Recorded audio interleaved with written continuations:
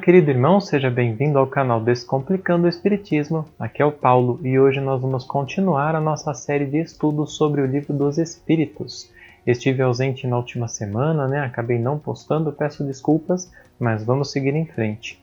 Nós estamos entrando hoje no capítulo 4 da segunda parte, onde vai falar sobre a pluralidade das existências. É um capítulo longo, por conta disso nós vamos dividi-lo em 2 ou 3 episódios, tá bom? No episódio de hoje nós vamos falar sobre os temas a reencarnação, a justiça da reencarnação e a encarnação nos diferentes mundos. Antes de mais nada, se você não é inscrito, por favor se inscreva no canal, clique no botão do sininho, ative os alertas para que vocês possam receber alertas de novos vídeos, senão ele não chega para todo mundo. Curta esse vídeo, por favor, compartilhe com as pessoas. Assim você ajuda bastante no crescimento do canal também. Deixe seu comentário, isso também ajuda muito, tá bom? Vamos lá então. Vamos começar com a reencarnação. Eu vou fazer a leitura de algumas perguntas, vou pular outras. Por favor, façam vocês os seus estudos aprofundados. Se sobrarem dúvidas, qualquer coisa que eu não tenha falado aqui ou que fique dúvida, deixem nos comentários, tá bom? Vamos para a pergunta 166. Como pode a alma que não alcançou a perfeição durante a vida corpórea acabar de depurar-se? Como pode a alma, o espírito, que viveu a sua vida, mas não chegou na perfeição? Como que eu posso acabar de me depurar? Sofrendo a prova de uma nova existência. E como se realiza essa nova existência? Será pela sua transformação como espírito? Depurando-se, a alma indubitavelmente experimenta uma transformação. Mas para isso necessária lhe é a prova da vida corporal. Kardec está questionando se, ao fim de uma existência corporal, essa depuração, essa melhoria não seria possível se atingir em espírito? E aqui o que responde é que, indubitavelmente, a gente experimenta uma transformação. O espírito, em depurando-se, alcança uma transformação. Mas para isso é necessária a prova da vida corporal. B. A alma passa então por muitas existências corporais? Sim, todos contamos muitas existências. Os que dizem o contrário pretendem manter-vos na ignorância em que eles próprios se encontram. Esse é o desejo deles. Parece resultar desse princípio que a alma, depois de haver deixado um corpo, toma outro, ou seja, reencarna em novo corpo. É assim que se deve entender? Evidentemente, a resposta. Qual o fim objetivado com a reencarnação? Expiação, melhoria progressiva da humanidade. Sem isto, onde a justiça? Lembrando que expiação significa passar por provações, por dificuldades para corrigir erros do passado. E hoje nós já entendemos que a alma, essa reencarnação, se dá sempre em um novo corpo, a partir da concepção, nunca em um corpo já formado. Um espírito que desencarna não volta num corpo que já existe, não ocupa o corpo de outro espírito, também não ocupa o corpo de um animal, de um inseto, de uma borboleta ou uma pedra. O espírito humano habita somente corpos humanos. Aqui nós vamos passar pela justiça da reencarnação. Kardec pergunta, em que se funda o dogma da reencarnação? Lembrando que dogma significa um conceito pétreo, ou seja, um conceito base fundamental de uma doutrina. Normalmente se usa dogma como uma forma de crítica até, Por exemplo, a igreja tem seus vários dogmas, que são conceitos pétreos, base de sua doutrina. Não significa que o dogma seja uma coisa ruim. É conceito, é questão de entender as palavras. O que acontece é que muitas vezes o dogma é utilizado como algo do qual não se questiona. E deve se questionar. O dogma da reencarnação, então, se funda em quê? Na justiça de Deus e na revelação, pois incessantemente repetimos. O bom pai deixa sempre aberto a seus filhos uma porta para o arrependimento. Não te diz a razão que seria injusto privar para sempre da felicidade eterna todos aqueles de quem não dependeu melhorassem? Não são filhos de Deus todos os homens? Só entre os egoístas se encontram a iniquidade, o ódio implacável e os castigos sem remissão. A reencarnação é a única resposta lógica possível para a justiça divina. Um bom pai nesta terra, quando o filho erra, ele jamais dá um castigo eterno para o filho. Ele jamais coloca o seu filho numa prisão domiciliar ou envia ele para uma cadeia e lá você vai apodrecer porque você não merece tentar corrigir. Um bom pai perdoa sempre e dá novas oportunidades para a correção. Por que Deus não faria isso? É assim, eu já falei várias vezes, mas eu vou falar mais uma vez. O velho exemplo do potinho. Eu tenho 2 potes, um pote de coisas boas e um pote de coisas ruins. Nele eu coloco uma pedra, a cada uma das vezes que eu fizer cada uma delas. Aí, eu fiz na minha vida 50 coisas boas, mas foram coisas boas assim mais ou menos. E no outro, eu fiz 2 coisas ruins, mas essas coisas ruins foram muito sérias. Eu, por exemplo, matei uma pessoa em uma delas. Na outra, eu roubei uma família e provoquei diversas dificuldades. Qual será o meu destino?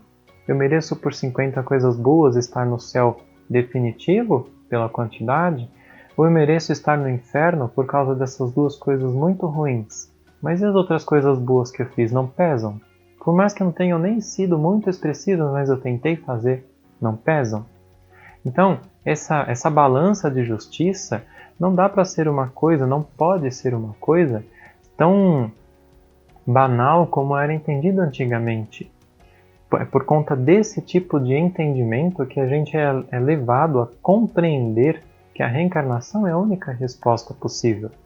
Por conta dessas 2 coisas muito ruins e dessas 50 coisas boas, mais ou menos boas, eu preciso vir em novas existências para pegar essas 50 coisas boas e expandi-las ainda mais, trabalhá-las ainda mais, fazer mais coisas boas e essas 2 coisas muito ruins, corrigi-las, utilizando as coisas muito boas que eu começo a desenvolver.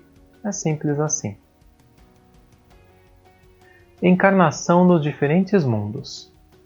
Antes de entrar nesse tema, eu só queria voltar aqui um pouquinho, porque aqui a gente tinha falado, que a necessidade da reencarnação, a necessidade da provação material para o nosso adiantamento. Nós precisamos entender que a matéria é a nossa ferramenta. Uma pessoa, um profissional, um carpinteiro, vamos falar assim, um carpinteiro, uma pessoa que produza móveis de madeira, ela não consegue produzir móveis de madeira com o pensamento. Ela precisa, necessariamente, colocar a mão na massa e serrar a madeira, e pregar, e desenvolver tudo aquilo. É uma figura bastante simplória a respeito da encarnação. Nós, como espíritos, precisamos desenvolver através da vida corpórea as nossas inclinações, os nossos conhecimentos. Precisamos, através da vida, reconhecer as nossas dificuldades, reconhecer aquilo que ainda não compreendemos. Muitas vezes, precisamos passar por dificuldades para entender tudo isso. Se estivéssemos apenas em espírito, isso não se daria. Parece muito sedutor esse pensamento, Poxa vida, mas por que Deus não deixa a gente ir lá? Lá é tão tranquilo, tão gostoso. A gente poderia lá desenvolver, com tranquilidade, sem passar por tanta dor, tanta dificuldade.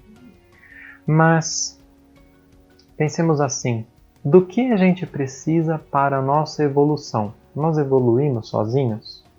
De forma nenhuma. Nós só nos corrigimos, e isso nós vemos no nosso dia a dia, através do contato com as outras pessoas, com as pessoas fáceis que nos ajudam, com as pessoas difíceis que nos colocam em provas. E quando a gente erra, a gente aprende com esses erros quando a consciência ascende. Quando nós estamos em espírito, a nossa mentalidade, principalmente quando estamos num grau inferior, ainda estamos longe da perfeição ou da superioridade que seja, né? De inteligência, de bondade, a nossa mentalidade não se desenvolve no plano espiritual. Ela fica muitas vezes estacionária. Porque se eu tenho vícios, no plano espiritual, eu vou me juntar a esses espíritos que têm esses mesmos vícios. Se eu tenho dificuldades, eu vou me juntar a espíritos que tenham essas mesmas dificuldades. Já quando a gente reencarna, nós somos obrigados no plano terrestre a nos colocar em contato com todos. Com os familiares difíceis e com os familiares fáceis, com as pessoas difíceis e com as pessoas fáceis. Com aquelas que nos ajudam e aquelas que nos colocam em dificuldades. Por isso, a necessidade da existência terrestre, da existência carnal. Além disso, quando nós estamos executando a nossa existência carnal, nós estamos concorrendo, ou seja, nós estamos sendo ferramentas também da obra divina, na evolução das coisas, na construção das coisas e também na vida dos outros. Vamos voltar então aqui para o tema da existência em encarnação nos diferentes mundos. Pergunta 172. As nossas diversas existências corporais se verificam todas na Terra? Não. Vivemos-las em diferentes mundos. As que aqui passamos não são as primeiras nem as últimas. São, porém, das mais materiais e das mais distantes da perfeição. Eu acho que isso já ficou bastante claro, né? Eu acho que a própria necessidade da vinda de Jesus até nós deixou isso bastante claro. O quão longe nós estamos distante da perfeição. E também o que nós fizemos com ele, né? A cada nova existência corporal, a alma passa de um mundo para outro ou pode ter muitas no mesmo globo. Pode viver muitas vezes no mesmo globo, se não se adiantou bastante para passar a um mundo superior. Nós aqui na Terra, já sabemos, não temos uma vida passada. Nós temos, em nossa grande maioria, dezenas, centenas de vidas passadas apenas neste globo.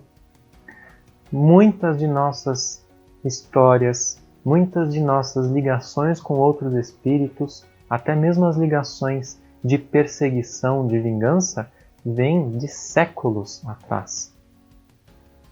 Enquanto nós não vencemos isso, não nos elevamos, continuaremos neste globo ou em outro. Nós vamos ver isso a seguir. 174. Tornar a viver na Terra constitui uma necessidade? Não. Mas se não progredistes, podereis ir para outro mundo que não valha mais do que a Terra e que talvez até seja pior do que ela. Meus queridos, esse pensamento é algo que a gente tem que refletir muito sobre ele.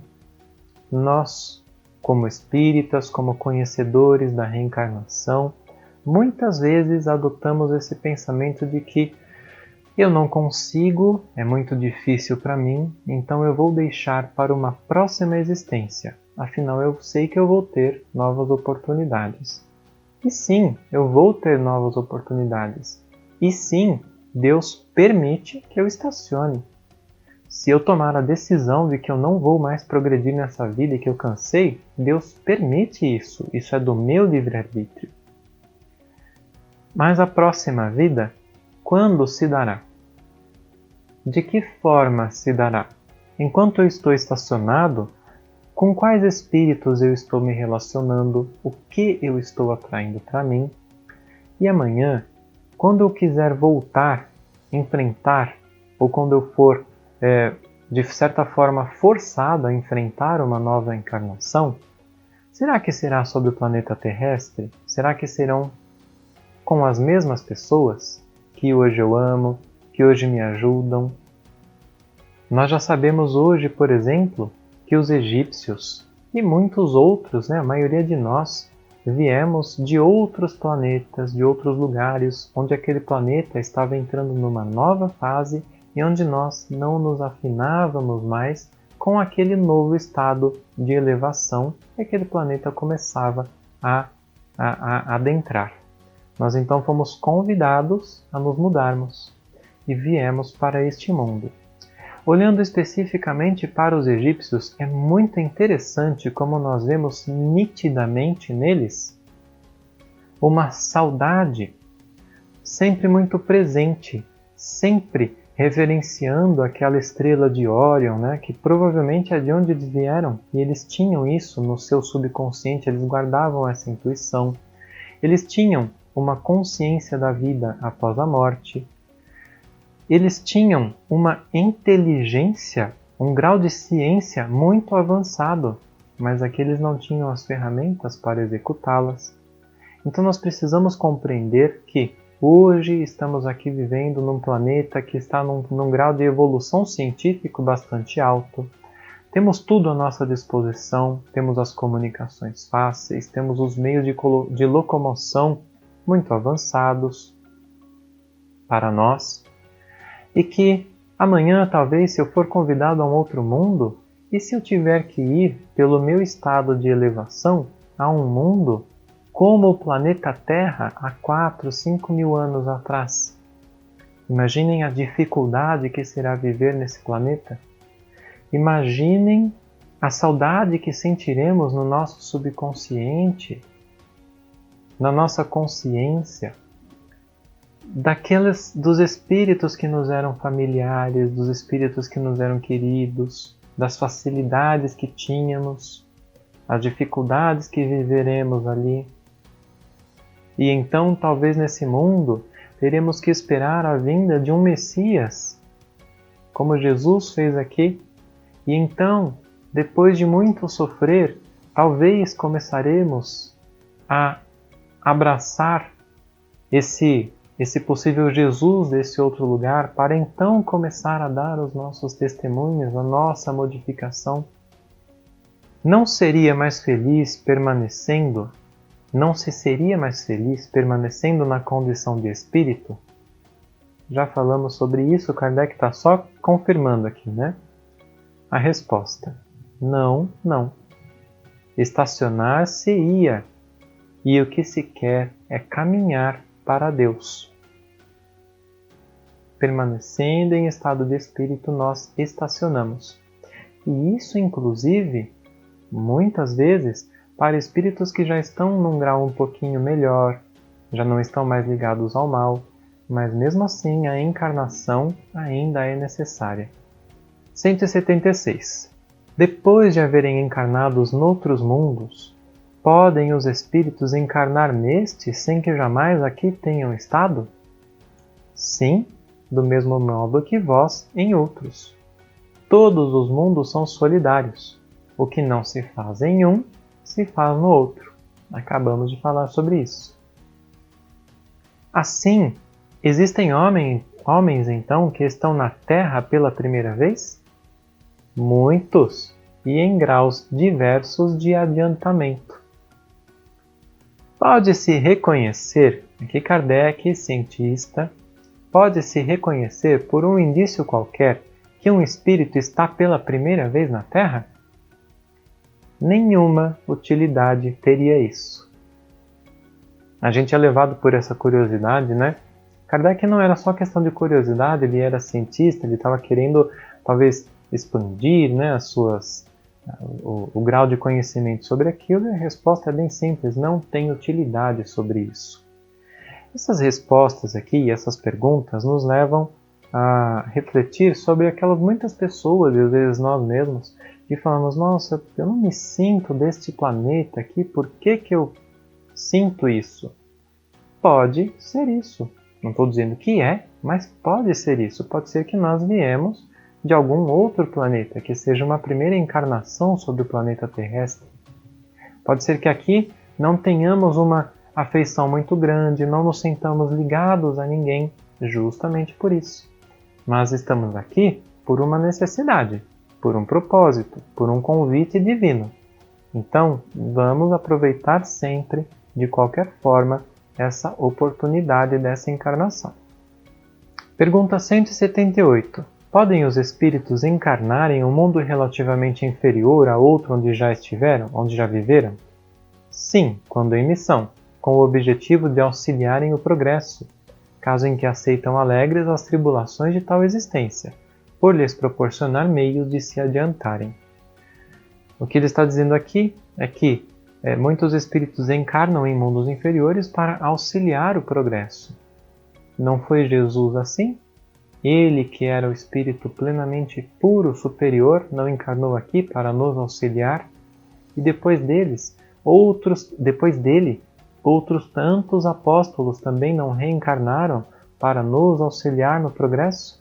Talvez não fossem nem deste mundo, mas vieram nos ajudar. Mas aí Kardec pergunta, porque a gente falou disso há pouco, né? Que a gente poderia ir para outros mundos inferiores, porque por uma necessidade de expiação, porque a gente já não se encaixa naquele planeta. Então Kardec pergunta, mas não pode dar-se também por expiação? Não pode Deus enviar para mundos inferiores espíritos rebeldes? A resposta é muito interessante. Os espíritos podem conservar-se estacionários, mas não retrogradam, não voltam para trás.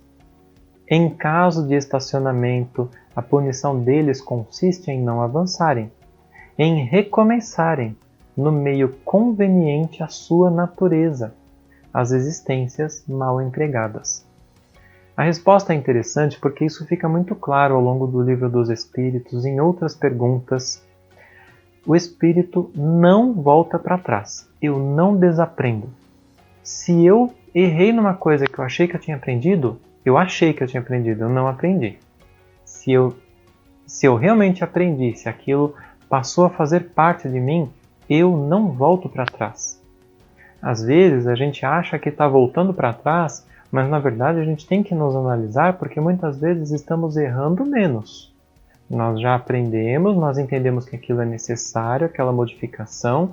A gente continua errando, mas a cada dia menos. Isso faz parte do progresso, até que um dia nós vençamos. Existem, porém, os casos em que nós, como espíritos, escolhemos não seguir em frente, como já dissemos. Não quero seguir em frente, para mim chega, nessa vida tá bom, vou parar porque eu não consigo, vou parar. Esse é o caso, então, em que nós somos convidados a ir para outros planetas porque a gente já não se encaixa, muitas vezes, nesse planeta que está avançando. Ele fala aqui que a punição é não avançar, não seguir em frente. Ou seja, a punição, por assim dizer, é ir para esse outro planeta. Enquanto os nossos parentes queridos, por exemplo, nossas pessoas queridas, que estão progredindo, que estão buscando o progresso, vão para planetas melhores, para lugares melhores, nós seremos convidados ou a continuar aqui ou de repente a ir para um planeta ainda mais complicado, mas que está de acordo com o nosso grau de evolução, para que nós ali possamos progredir em maiores dificuldades, em maiores sofrimentos, mas a gente sabe que tudo isso nos leva ao progresso. Quais os que têm que recomeçar a mesma existência? Os que faliram em suas missões ou em suas provas. Vejam a pergunta. A mesma existência, não uma nova existência, recomeçar a mesma existência. Claro, não é o mesmo corpo. O que ele quer dizer com isso é, nessa pergunta, quais são os espíritos que precisam recomeçar tudo aquilo que eles já estão vivendo numa vida? Os que faliram em suas missões ou suas provas. Se eu não abraço a minha vida com a necessidade de correção, com uma missão que talvez eu tenha vindo e que isso fique muito claro para mim, ou que eu murmure o tempo todo e não consiga vencer as minhas provas, eu terei que passar por essas mesmas provas em um outro momento, em uma nova existência, para que eu consiga avançar sobre elas. O que acontece é que, é claro, a justiça divina e o amor divino são sempre muito presentes, né? Se eu falhar nesta vida, numa prova, porque eu ainda não consigo ter resistência, eu achei que eu ia ter, e eu pedi muito para vir nessa vida e lutar contra determinado vício, por exemplo, contra determinado desvio moral. Mas eu não consigo, é muito difícil. Numa nova prova, é claro, numa nova vida, que eu não vou ter ele da mesma forma, com o mesmo peso, sem ter edificado, porque eu vou falhar novamente. Muitas vezes essa prova é adiada para uma existência posterior, para que antes eu consiga galgar conhecimentos e construção em outras coisas. Ou às vezes ela vem de uma forma diluída em mais de uma existência, de uma forma mais suave, para que eu consiga ir edificando aos poucos até que eu tenha essa resistência. Deus não dá um fardo maior do que podemos suportar, isso é claro. Mas aí nós podemos perguntar, caramba, mas se é assim, por que nessa vida é tão difícil? Tem coisas que eu não consigo e é uma provação, eu sofro demais. Aí nós precisamos nos questionar se nós não estamos aumentando os nossos sofrimentos. Muitas vezes nós viemos com uma provação que na verdade não era tão pesada, era simples até. Mas pelas nossas escolhas, pela nossa insistência em não aceitar, pela nossa insistência em lutar contra, em murmurar, em reclamar, nós aumentamos o nosso grau de sofrimento. E muitas vezes falhamos por causa disso. Os seres que habitam cada mundo alcançaram todos o mesmo nível de perfeição? Não. Dá-se em cada um o que ocorre na Terra. Uns espíritos são mais adiantados do que os outros. Não precisa nem falar, né? A gente sabe na Terra como é. Tem pessoas boas, tem pessoas ruins. É assim. Ele está dizendo que é assim em todos os lugares. Não significa que em mundos superiores existam criminosos. Não. O que existem são pessoas, espíritos, que estão em estados mais adiantados ou um pouco menos adiantados. Existe sempre essa diferença para que os mais adiantados ajudem os menos adiantados. Se não fosse assim, seria o céu de nuvenzinhas brancas e anjos tocando harpa pela eternidade. Passando deste planeta para um outro, conserva o espírito a inteligência que aqui tinha? Sem dúvida, a inteligência não se perde.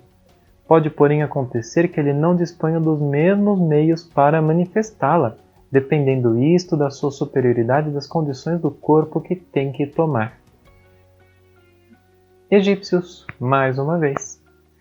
Como falamos, a inteligência que eles tinham, a ciência que eles tinham, tantas coisas que se descobre a cada dia mais sobre o avanço que eles tinham naquela época, mas eles não tinham os meios para executá-lo.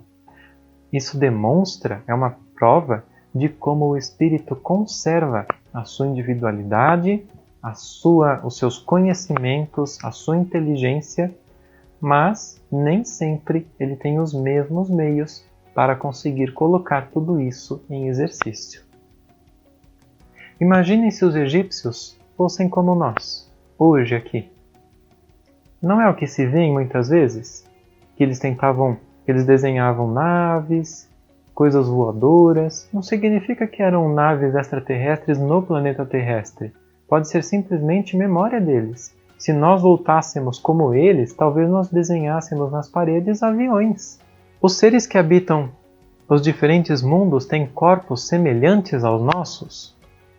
É fora de dúvida que tem corpos, porque o espírito precisa estar revestido de matéria para atuar sobre a matéria. Esse envoltório, porém, é mais ou menos material, conforme o grau de pureza a que chegaram os espíritos. Aí nós podemos compreender, né? Na Terra nós temos uma vida plenamente material, uma matéria bruta. em outros planetas mais avançados ou mesmo menos avançados. Isso não depende do grau de avanço do planeta. Essa matéria pode ser mais ou menos densa. Isso é muito fácil de compreender. Nós sabemos que no plano espiritual existem matérias, existem cidades até que rodeiam o planeta terrestre. Isso já é fato, nós sabemos disso. Contudo, a existência dessas cidades não depende de que sejam apenas espíritos avançados. Os espíritos inferiores, os espíritos sofredores não se organizam também em cidades? Não constroem por si mesmos, pela matéria em que se envolvem, as suas edificações, cidades mesmo? A gente sabe que isso é um fato. Então por que não seria, talvez em um outro planeta? Um planeta que desse lugar a espíritos que não estão tão adiantados, que estão talvez inferiores a nós, mas que não vivem numa matéria tão densa neste momento. Kardec, mais uma vez sendo cientista, na pergunta 182, é possível conhecer exatamente o estado físico e moral dos diferentes mundos? Nós, espíritos, só podemos responder de acordo com o grau de adiantamento em que vos achais. Quer dizer que não devemos revelar estas coisas a todos, porque nem todos estão em estado de compreendê-las e semelhante revelação os perturbaria. Em outras palavras, Kardec, meu filho, desculpa, mas vocês não estão em estado de capacidade de entender isso aqui. Deixa pra lá por enquanto, tá bom? Pergunta 185, para finalizar. O estado físico e moral dos seres vivos é perpetuamente o mesmo em cada mundo? Não. Os mundos também estão sujeitos à lei do progresso. Todos começaram, como o vosso, por um estado inferior. E a própria Terra sofrerá transformação semelhante. Tornar-se-á um paraíso quando os homens se houverem tornado bons. Já dizia Jesus Cristo, e veio para instaurar o reino de Deus na Terra, no coração dos homens. A evolução do planeta não se dá de uma forma efetivamente física, para que alcance um estado moral diferente, mas sim na evolução dos espíritos que aí se encarnam, na evolução da maioria. É o que a Terra está passando neste momento.